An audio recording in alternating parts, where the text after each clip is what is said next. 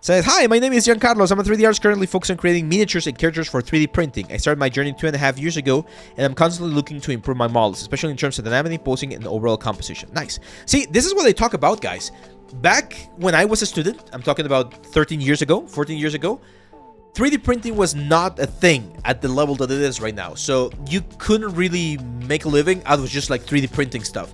Now you can. It's a perfectly valid option because there's people buying 3D prints because they love to print collectibles and things like that.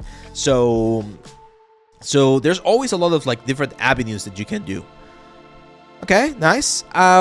The only thing that I can see on some of these pieces, Giancarlos, is the silhouette. If you're going to be 3D printing and you know this, or if you're going to be selling this as 3D printers, silhouette is going to be very, very important.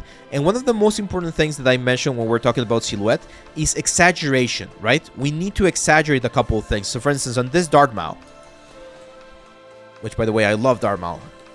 Super awesome, that character concept. One of the things that we can do here that it's relatively simple and can definitely help the overall like silhouette and stuff is just push the folds out a little bit more like this, right? I know that that's not how it normally behaves on the film, but if you start pushing those little elements, those like sharp points on the objects, those things are way more fun to print. They're more fun to paint. They look nicer because when you see it from afar, imagine you're entering a room and the statue is back in the room, you're gonna be able to immediately read the silhouette, and it just makes for a more interesting character. Okay. One thing that I would recommend on yours as well. There we go. We do have like a clear render here. Yeah, because you can see most of the cloaks and cloth right here. It looks a little bit lumpy, right? It looks a little bit soft, like clay. It just looks like clay, and you want things to look a lot sharper. Look at Sideshow collectibles and how they do it, because that's another way you can do it. Again, it doesn't look bad. It looks perfectly fine, but it can look better. And that's why we're here, right? Trying to learn how to make things a little bit better. There's Wanda right here from Rivals. Yeah, not bad. It does look a little bit broken on the pose. So remember, guys, that from a posing perspective, maybe make this a little bit smaller. You always gotta play with the 3 main volumes of a character. So whenever you're posing, you need to define where is my head, where is my torso, and where is my hips. And then you need to connect them with a nice S-curve shape. That's sort of like the secret to posing, right? Or one of the secrets to posing. So in this particular one, she looks a little bit weird. Like the pose, you guys hopefully can see, it looks a little bit uncomfortable. What would I do? Because it's not a bad, like completely bad pose. I would turn her head a little bit more to the side. So it would be like watching in this direction. I would push this hand a little bit higher up, so it looks like she's like holding some sort of like spell or something.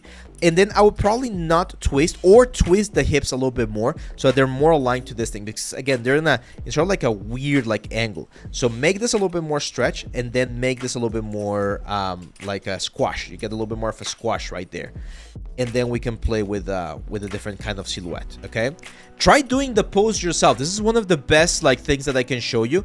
Try doing the pose yourself so that you can see how comfortable or uncomfortable it is, because some poses, they might look nice, but then you try them, it's like, no, this is way too uncomfortable, let me modify it a little bit to get a nicer result.